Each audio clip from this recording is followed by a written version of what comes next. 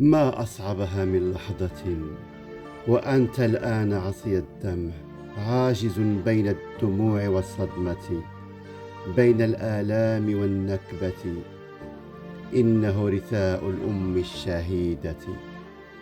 ما أصعبها من لحظة كلها آهات وأنت شارد العقل، تنظر إليها آخر مرة وهي تحت الثوب الأبيض مثل العروس المتوجهة للجنة.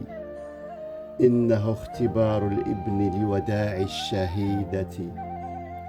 انظر إليها، انظر إليها وهي كالأميرة الصامتة التي كان كلامها موزون وفن طبخها المغربي متقون وابتسامتها تزيل الهموم وحديثها أرقى الفنون.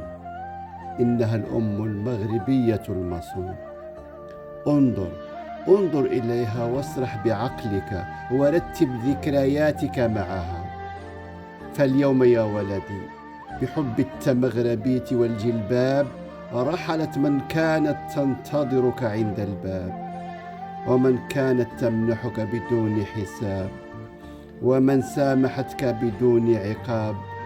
إنها الأم المغربية مدرسة لأولي الألباب.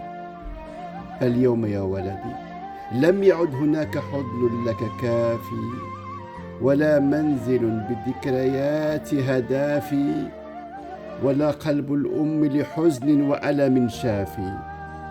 إنها الأم المغربية بنت منبت الأحرار ومنشق الأنوار.